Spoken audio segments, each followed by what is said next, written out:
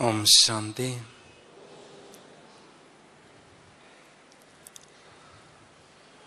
तीव्र पुरुषार्थी कैसे बने?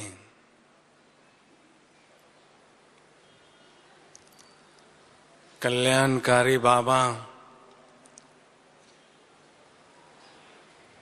हम बच्चों को संगम युग में सारे कल्प के लिए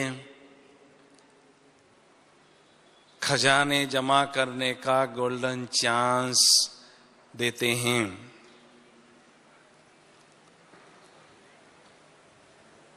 उसके लिए हम सभी पुरुषार्थ कर रहे हैं, लेकिन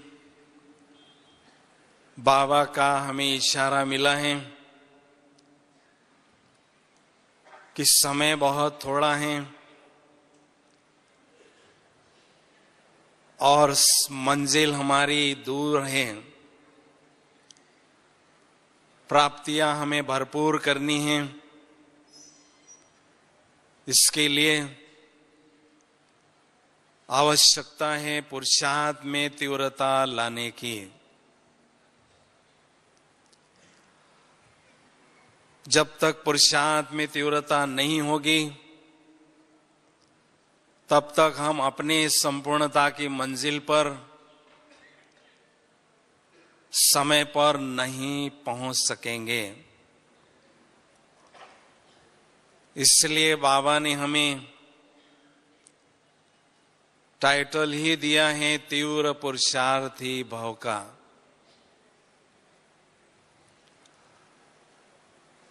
लेकिन चलते चलते हम देखते हैं हमारे पुरुषार्थ में शिथिलता आती है और हमारे पुरुषार्थ की स्पीड कम हो जाती है। इसके लिए आवश्यकता है कुछ एक बातों को अपने बुद्धि में रखने की। सबसे पहली बात है, बाबा ने पिछले मुरली में भी कहा है कि आने वाला समय बहुत नाजुक होगा, अर्थात बहुत समस्याएं हमारे सामने आने की। उस समय हम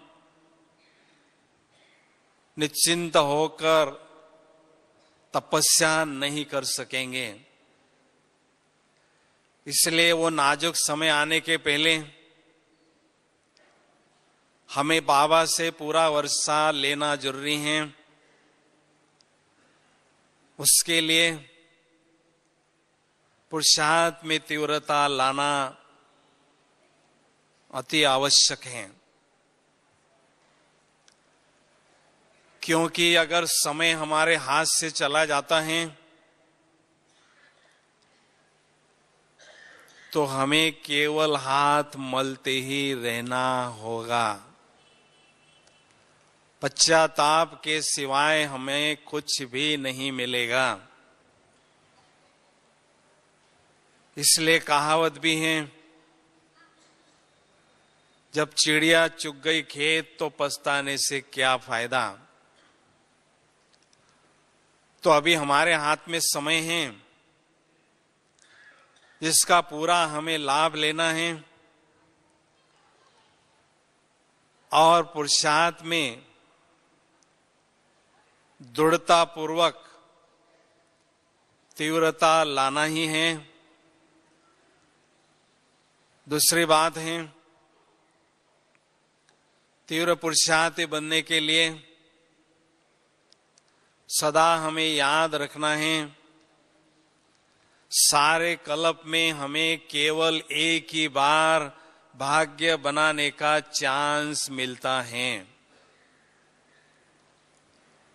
सारे कल्प में हमें केवल एक ही बार भाग्य बनाने का गोल्डन चांस मिलता है। और सारे संसार को जो भाग्य बांटता है, सारे संसार का जो भाग्य विधाता है, वो हमारा बाप है। हम उसके डायरेक्ट बच्चे हैं। इसलिए जितना चाहे हम भाग्य लूट सकते हैं और लुटा सकते हैं।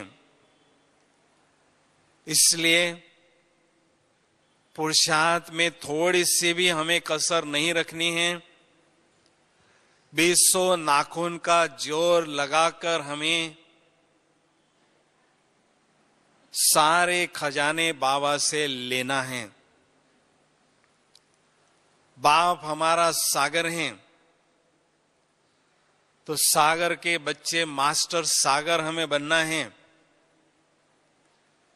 लेकिन उसके लिए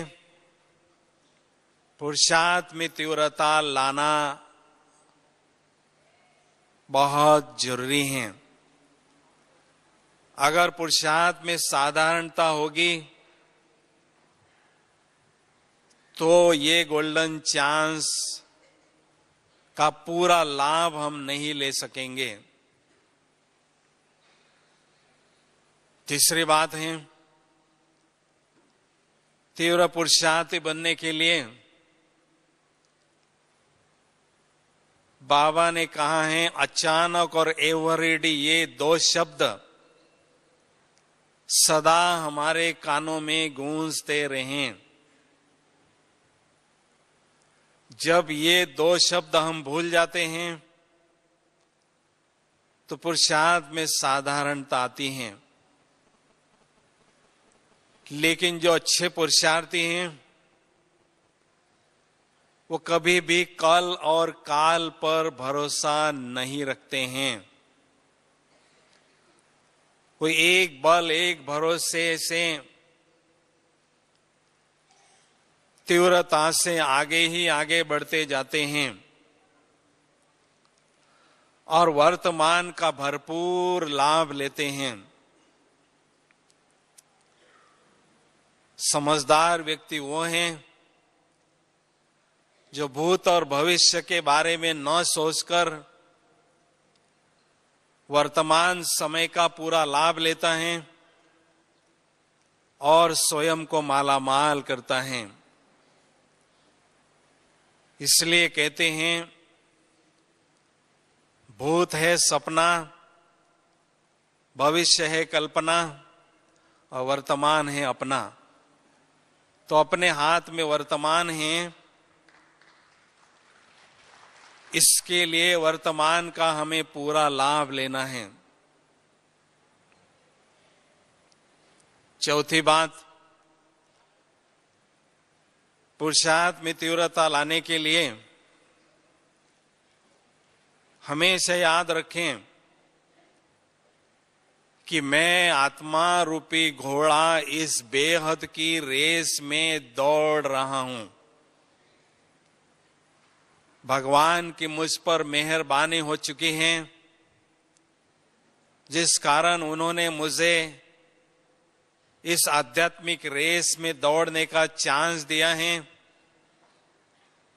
लेकिन रेस का जो घोड़ा होता है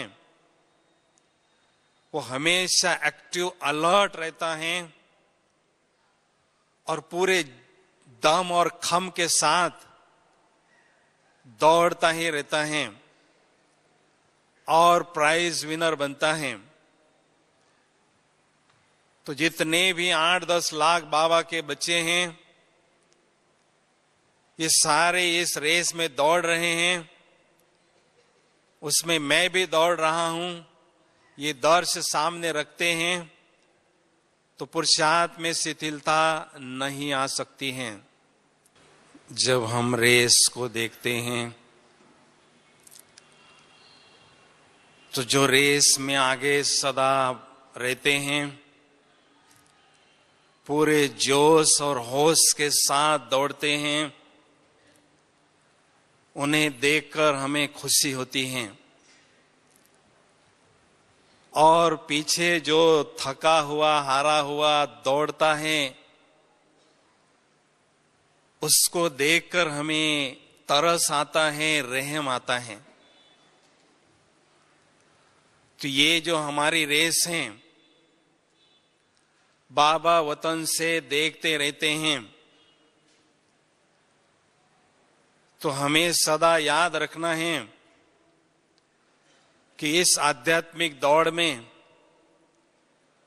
मेरा जो आत्मा रूपी घोड़ा है, तीव्रता से आगे ही आगे बढ़ता रहे, तो बाबा देखकर हमें खुश होंगे। पांचवी बात, तीव्र पुरुषार्थी बनने के लिए सदा याद रखें कि स्वयं भगवान मेरा टीचर हैं। हमने स्वप्न में भी नहीं सोचा था कि भगवान हमें टीचर बनकर पढ़ाएंगे,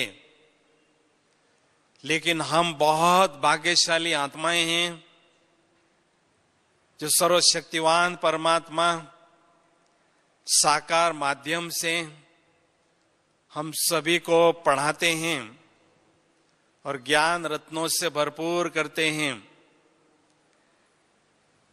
तो कहावत भी है, टीचर शोज स्टूडेंट्स और स्टूडेंट शोज टीचर।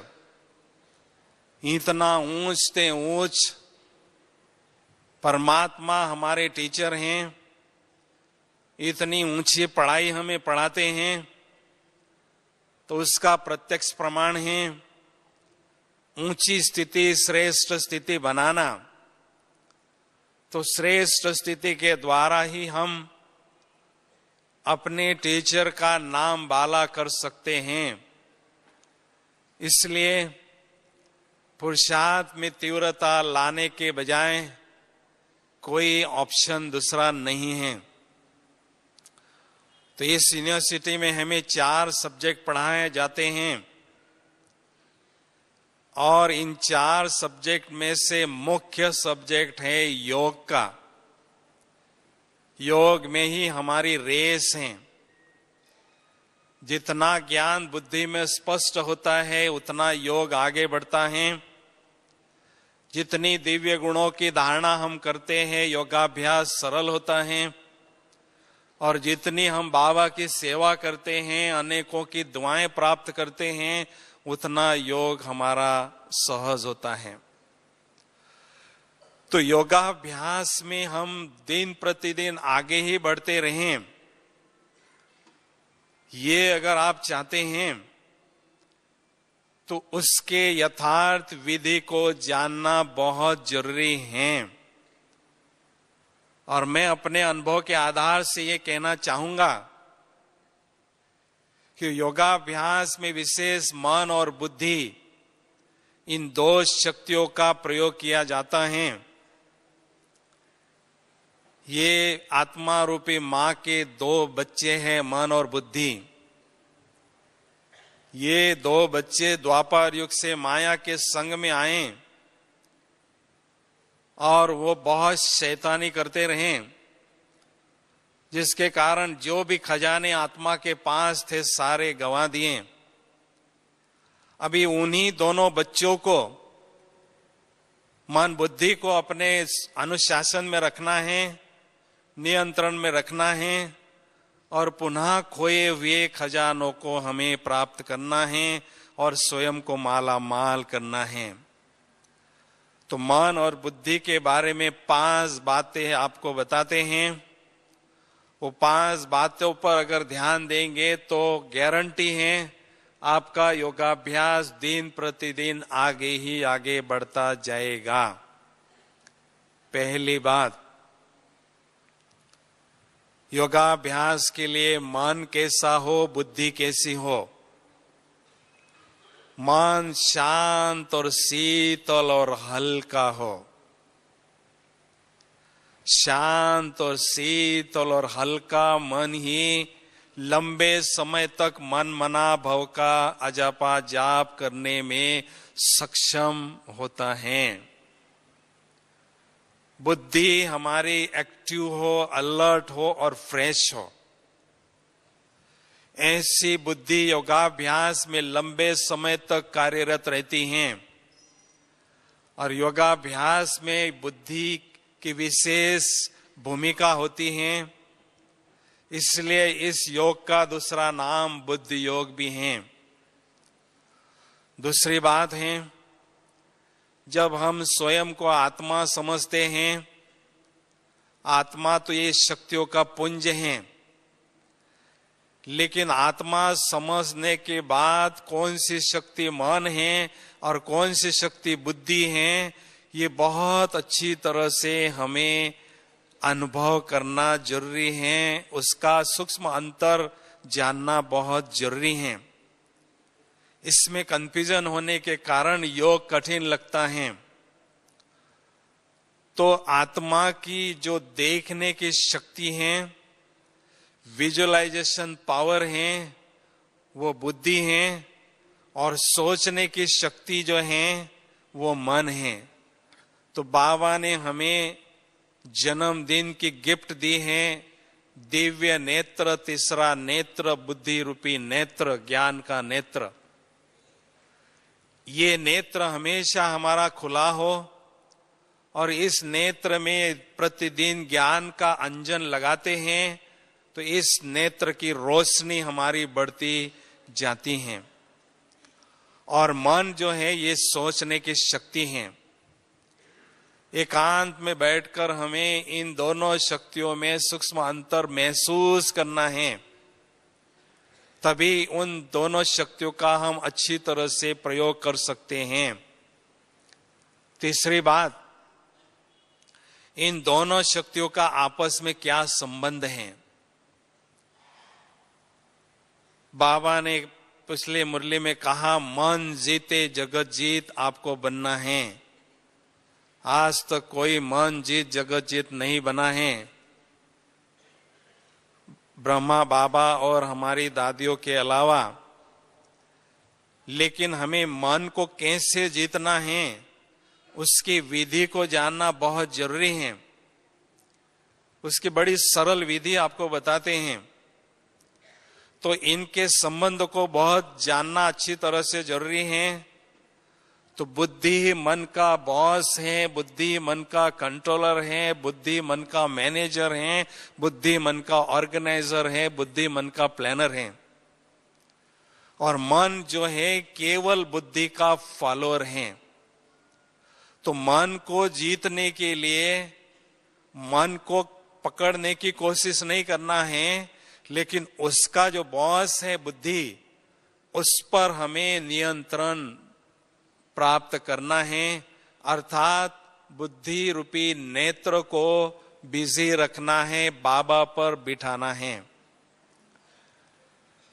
चौथी बात है, इन दोनों शक्तियों को योगाभ्यास में कैसे प्रयोग में लाएं।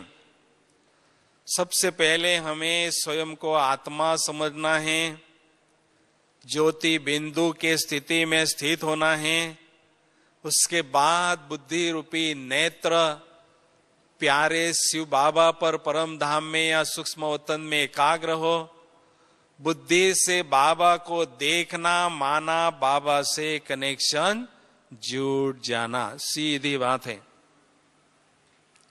चलते फिरते उठते बैठते बुद्धि से बाबा को देखते रहें और कर्मों से हम कर्म करते रहें। लेकिन बुद्धि से बाबा को हम देखते हैं, थोड़े समय के बाद बुद्धि हमारी विचलित होती है, वहां से हट जाती है। तो उस समय हमें कनेक्शन अगर पुनः जोड़ना है तो बुद्धि रूपी नेत्र को चेक करे कहाँ है, चेक करे और उसको चेंज करे, बाबा पर उसको बिठा दे पुनः। तो जितनी चेकिंग पावर, चेंजिंग पावर बढ़ती जाती है, उतनी हमारी एकाग्रता शक्ति बढ़ती जाती है। आज भी बाबा ने स्लोगन में कहा कि बुद्धि को बाबा पर एकाग्र करने की मेहनत करते ही रहना है। तो कनेक्शन जुड़ते ही शक्तियों का कलेक्शन जमा होना शुरू होता है। इसलिए बाबा की सुंदर छवि हमें बुद्धि रूपी नेत्र से देखते ही रहना है, देखते ही रहना है। जैसे चकोर चंद्रमा को देखता है और उसके शीतलता का आनंद लेता है और झूमता रहता है, तो ऐसे हमें ज्ञान सूर्य बाबा को सत्यम शिवम सुंदरम की सुंदर जो छवि है, उनको बुद्धि रूपी नेत्र से बहुत अच्छी तरह से देखना है। बाबा सबसे सुंदर हैं, सबसे सुंदर हैं और सबसे शक्तिशाली हैं। तो उनकी कंपनी को हमें एंजॉय भी करना है और उनसे हमें शक्तियां भी ग्रहण करना है।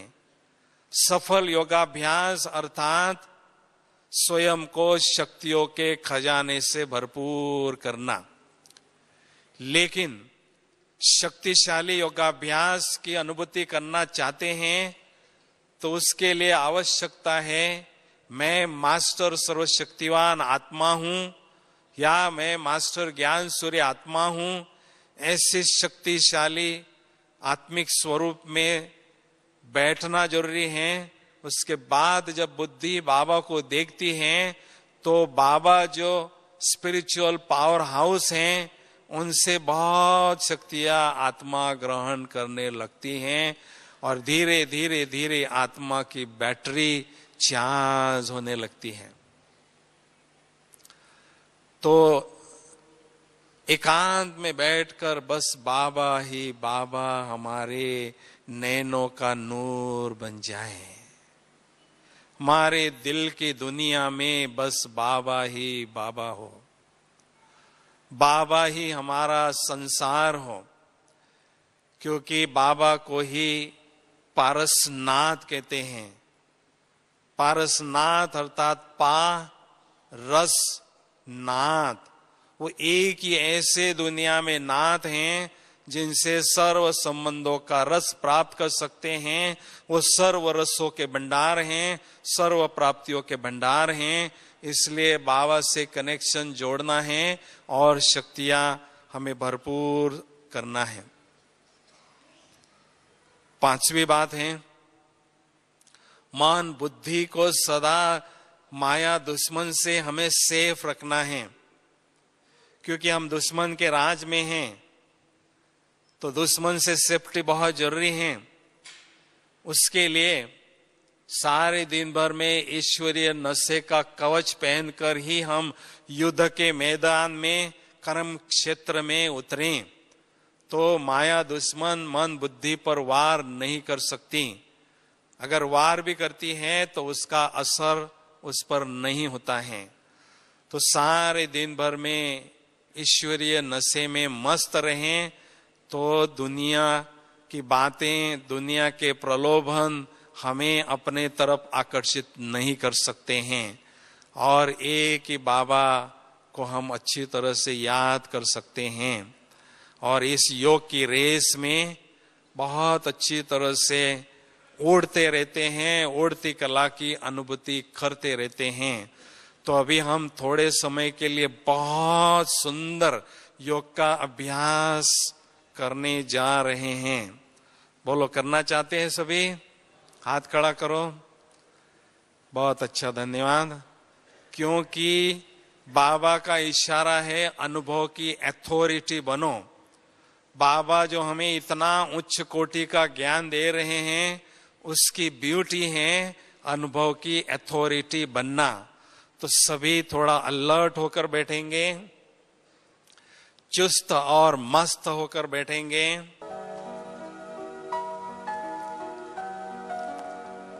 ओम शांति।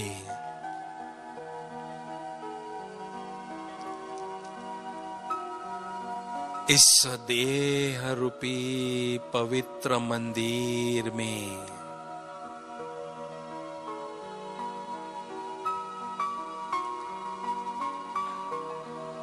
चैतन्य मंदिर में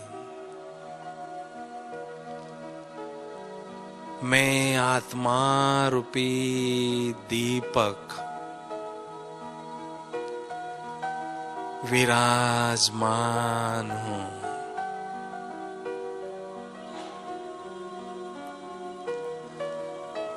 मुझ आत्मा रूपी चैतन्य दीपक से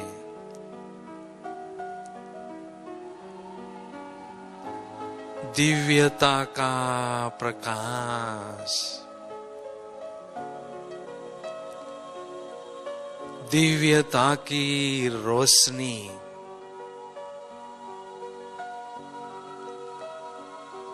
चारों ओर फैल रही है।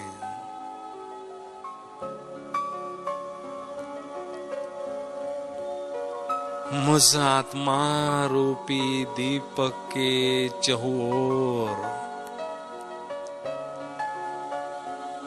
सुंदर दिव्य प्रकाश का आभा मंडल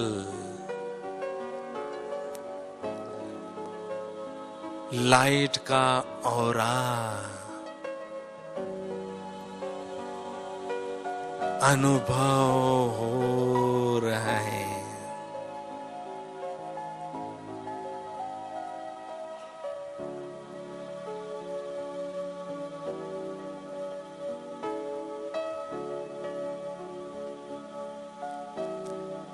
मैं शांत स्वरूप ज्योति बिंदु आत्मा हूं।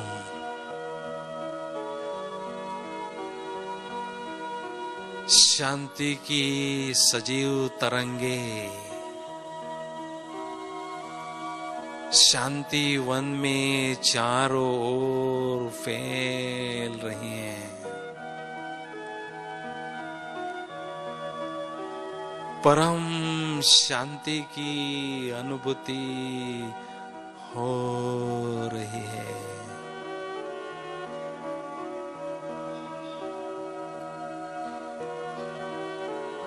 जैसे आसमान में जड़ सितारे चमक रहे हैं, वैसे मैं भी इस धरती पर विराजमान चैतन्य सितारा चमक रहा हूं।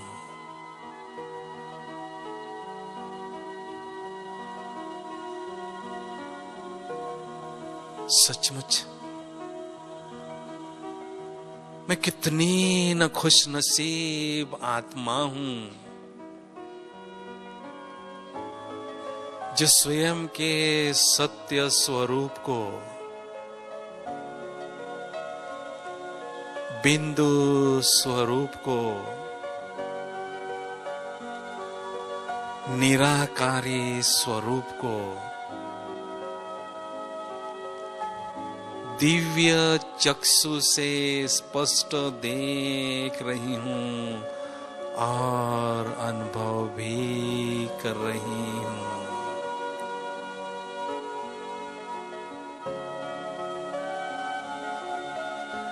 मैं भगवान की नजरों में आई हुई भाग्यवान आत्मा हूं। भाग्य विधाता ने मेरे भाग्य का सितारा चमका दिया है।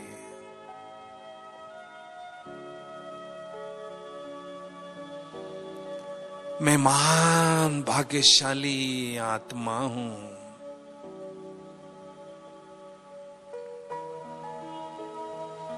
मैं आत्मा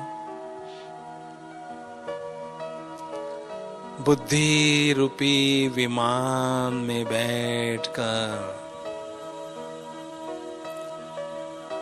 ब्रह्मांड की दुनिया की ओर जा रही हूं।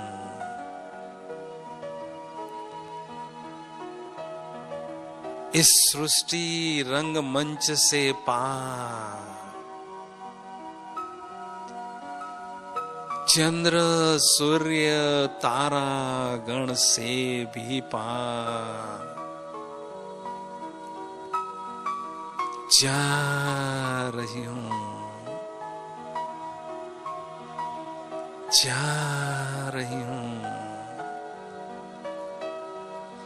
ओह, कितनी न्यारी और निराली दुनिया है यह फरिश्तों की दुनिया।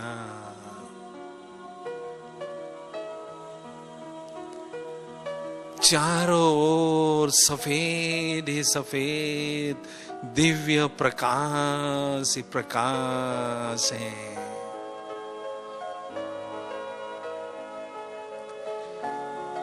मुझ आत्मा ने बहुत सुंदर दिव्य प्रकाश पुंज की चमकीली फरिश्ता स्वरूप की ड्रेस धारण कर ली है। कितनी सुंदर और हल्की फुल्की ड्रेस है यह।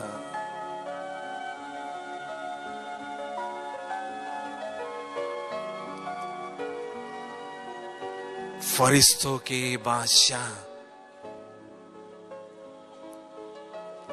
प्यारे ब्रह्मा बाबा अपने संपूर्ण फरिश्ता स्वरूप में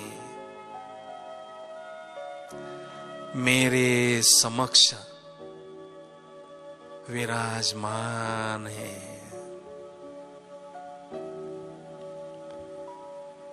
मीठे शिव बाबा भी उनके भ्रुकुटी में चमक रहे हैं।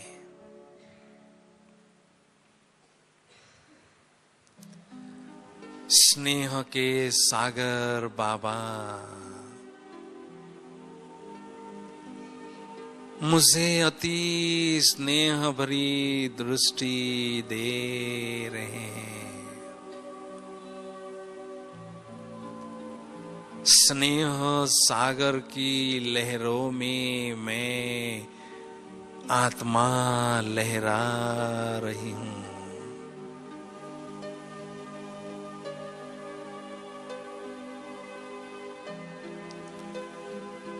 मैं फरिश्ता बाबा की बाहों में समा गया हूं।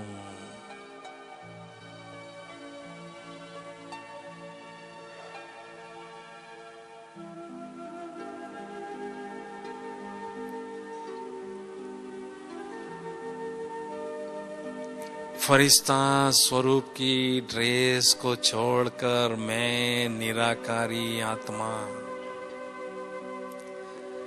निराकारी दुनिया की ओर जा रही हूं, जा रही हूं।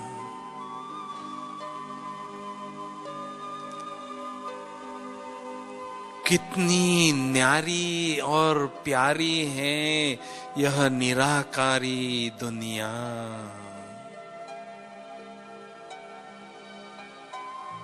चारों ओर सुनहरी लाल ही लाल दिव्य प्रकाश ही प्रकाश है।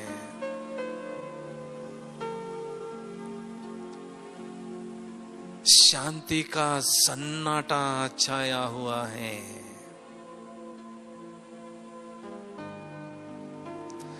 कितना प्यारा है यह मेरा मूल वतन।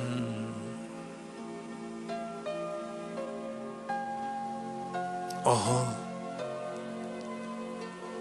मेरे प्राणों के प्राण, सत्यम शिवम सुंदरम प्यारे शिव बाबुल मेरे समक्ष विराजमान है। बस दिल कहता है बाबा की सुंदर छवि को मैं आत्मा देखती ही रहूं, निहारती ही रहूं।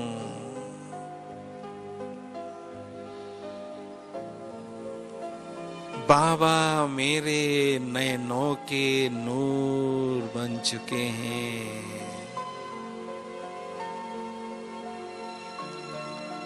मेरे दिल की दुनिया में बस मेरे दिलाराम बाबा ही बाबा है।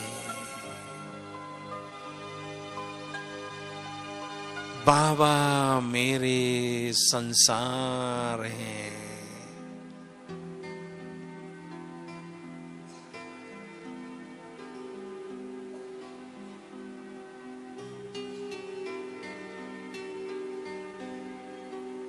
बाबा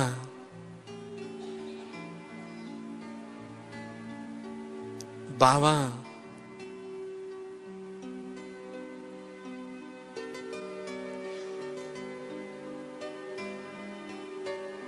हे मेरे प्यारे बाबा,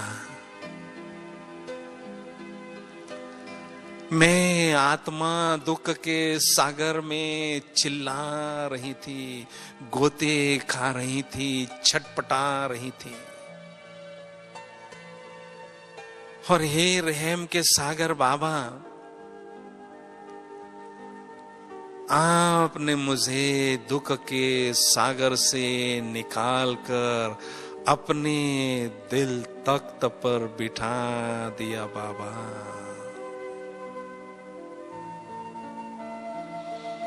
दिलाराम बनकर मेरे दिल को सच्चा आराम दिया बाबा।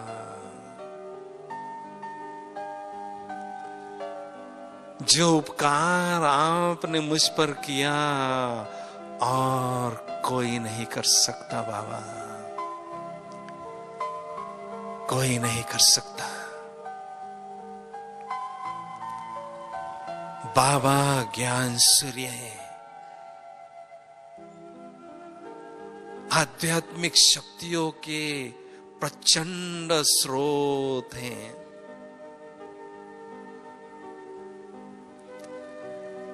आध्यात्मिक शक्तियों के अथाह सागर हैं।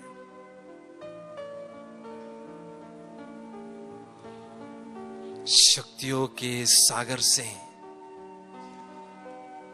शक्तियों की प्रखर किरणों की वर्षा निरंतर मुझ आत्मा पर हो रही है। मैं आत्मा ज्ञान सूर्य स्नान कर रही हूं। मैं आत्मा अथाह शक्तियां स्वयं में ग्रहण कर रही हूं और योग की प्रखर अग्नि में मेरे जन्म जन्मांतर के पाप भस्म हो रहे हैं।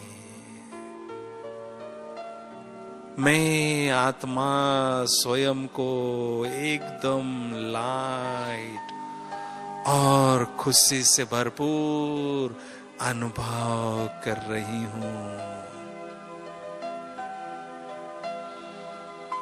ज्ञान सूर्य बाबा से निरंतर शक्तियों की किरणें मुझ आत्मा पर पड़ रही हैं। मेरी आत्मा रूपी बैटरी चार्ज हो रही है।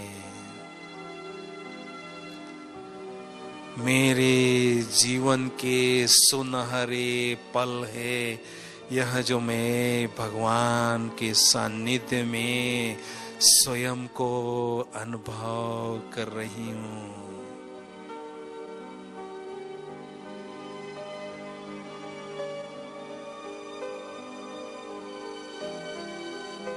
बाबा, आपके ही संग में, आपके ही रंग में रंगती रहूं, यही मेरी आश है बाबा।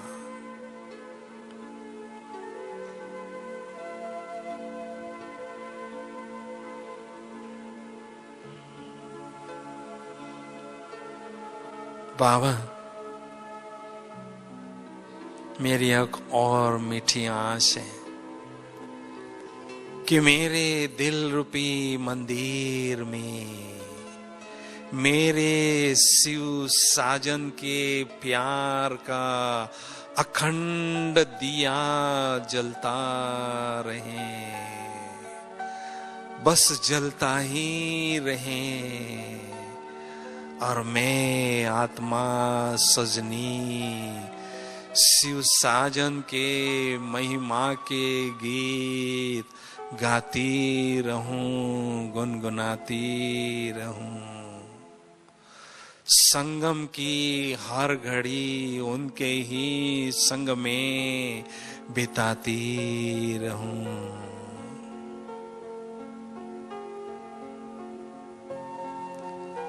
शक्तियों से भरपूर आत्मा वापिस निराकारी दुनिया से साकारी दुनिया की ओर आ रही हूं, आ रही हूं। और इस साकारी शरीर में भ्रुकुटी के अकाल तख्त पर सोमान के सिंहासन पर विराजमान हो चुकी हूं। मैं आत्मा स्वराज अधिकारी स्थिति की अनुभूति कर रही हूं। मुझ शक्तिशाली आत्मा से शक्तियों की सजीव तरंगे इस वायुमंडल में फैल रही हैं और वायुमंडल को शक्तिशाली बना रही हैं। इस संसार में मेरा मूल अस्तित्व केवल एक ज्योति बिंदु के रूप में ही है। मेरे पिता निराकार महाज्योति बिंदु हैं और मैं आत्मा ज्योति बिंदु हूं।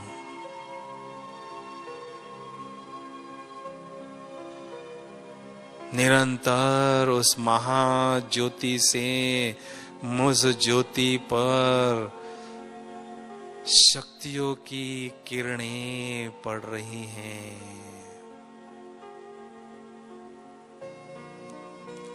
ओम शांति शांति शांति।